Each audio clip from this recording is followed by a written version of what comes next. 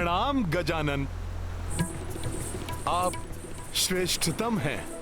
आपने ये सिद्ध कर दिया कि आप गति में ही नहीं बल्कि बुद्धि में भी मुझसे अधिक तीव्र हैं। मुझे ज्ञात है कि आप शक्ति और गति दोनों में अतुलित हैं, इसलिए मैंने अपना सर्वश्रेष्ठ प्रदर्शन किया। किंतु मुझे पूर्ण विश्वास है कि अभी आपका श्रेष्ठ प्रदर्शन शेष है। मेरा आशीर्वाद है आपको कि जब समय आएगा तब कोई भी शत्रु आपके समक्ष टिक नहीं पाएगा। धन्यवाद गौरी नंदन। आपकी सदैव जय हो हनुमान।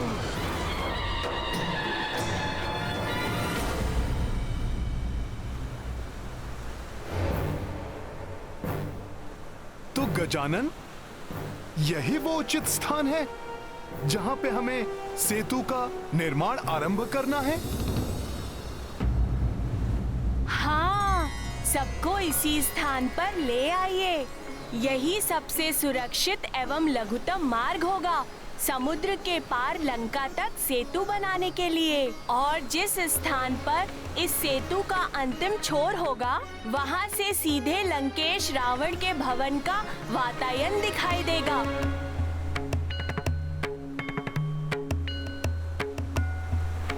प्रणाम गजानन जी।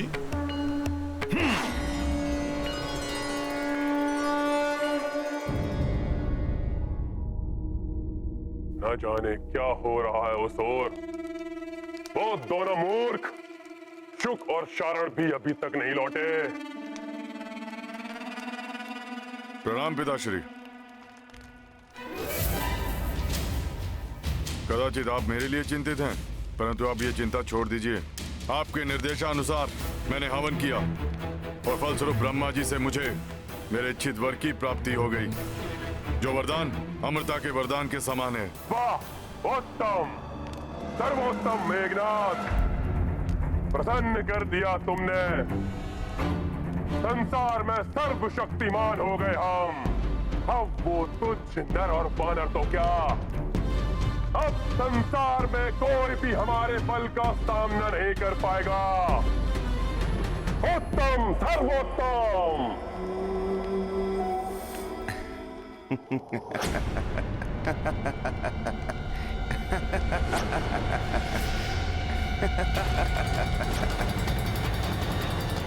सूर्यदेव, मेरे अधीनस्थ होकर भी बड़े प्रसन्न हो रहे हो। क्या कारण है तुम्हारे हास्य का? रावण, क्षणभंगुर है तुम्हारी ये प्रसन्नता, क्योंकि जिन्हें तुम तुच्छ नर और वानर कह रहे हो, वो सागर के उस ओर से तुम्हारी इस लंका तक सेतु बनाने के लिए कार्यरत हैं। सागर पर सेतु?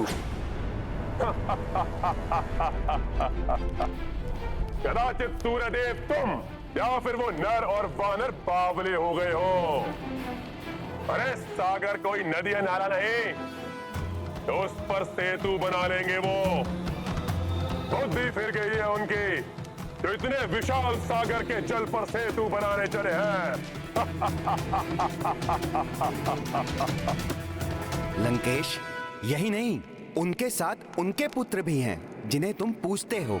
तुम्हारे आराध्य महादेव के पुत्र श्री गणेश, वो उन्हें सेतु बनाने के लिए आशीर्वाद दे रहे हैं।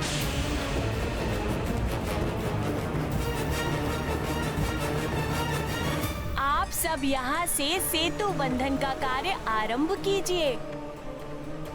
मेरा आशीर्वाद है आप सबके साथ। सेतु निर्माण के कार्य में आप सबको सफलता अवश्य प्राप्त होगी।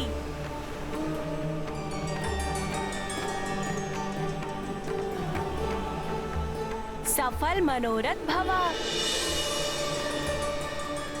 नल, अब और अधिक विलंब नहीं करना चाहिए। हनुमान वानर वीरों के साथ चिलाएं, वृक्षों के तने आदि आवश्यक वस्तुएं एकत्रित कर यहाँ लाएंगे। हम सेतु निर्माण का कार्य आरंभ करते हैं। जो आज्ञा प्रभु।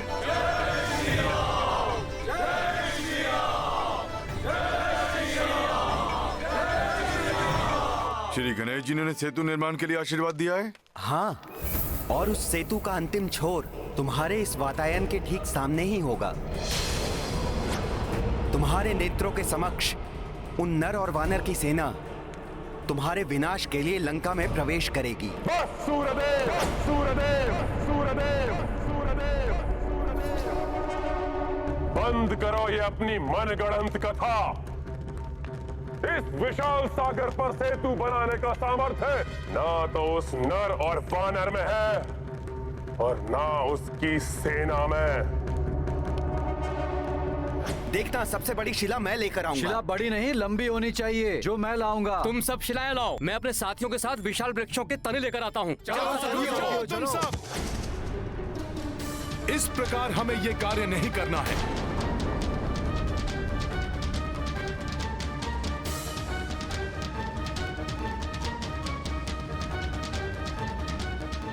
हे विशाल पर्वतों, हे वन के विशाल वृक्षों, प्रभु राम के काज हेतु हमें आपकी आवश्यकता है। कृपया आप सब हमारा सहयोग करें। इन पर्वतों एवं वृक्षों को ले जाने के लिए मैं वन देवी आप सबको अनुमति दे तो दूं। प्रभु श्री राम के कार्य में सहयोगी बनना इन सभी का सौभाग्य होगा, परंतु मुझे भय है बहुत बड़ी मात्रा में पर्वतों एवं वृक्षों के उखड़ जाने से प्रकृति असंतुलित न हो जाए, क्योंकि प्राणवायु एवं वर्षा आदि इन्हीं पर्वतों एवं वृक्षों पर निर्भर होती है। आप सत्य कह रही हैं वन देवी। मैं आप सभी को वृक्षों एवं शिलाओं को ले जाने की अनुमति देती हूँ।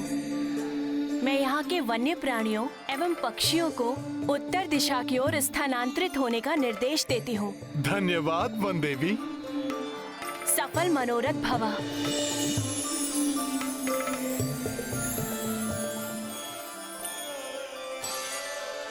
मित्रों, अब हमें शीघ्र ही अपने कार्य में जुट जाना चाहिए। जय श्री राम! जय श्री राम!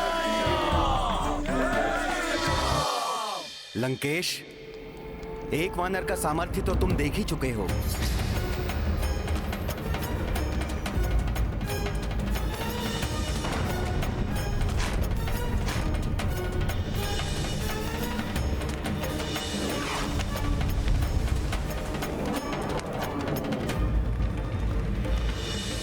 अब शीघ्र ही तुम सहस्त्रों सहस्त्र महाबली वानरों का सामर्थ्य भी देखोगे।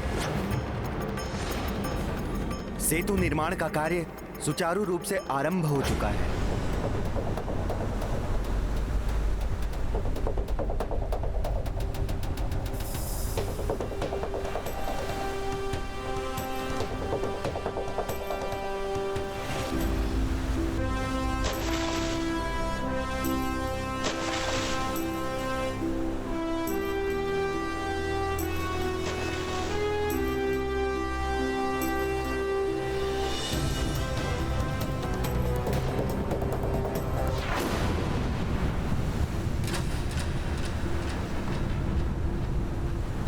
ये क्या, पत्थर तैर तो रहे हैं किंतु समुद्र की प्रचंड लहरों के कारण यहाँ वहाँ बिखर जा रहे हैं।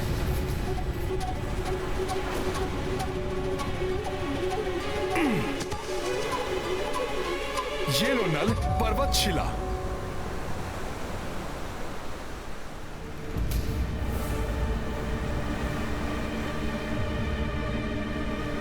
क्या हुआ नल? हनुमान, पत्थर यहाँ वहाँ बिखर जा रहे हैं, एक साथ एकत्रित नहीं हो पा रहे हैं।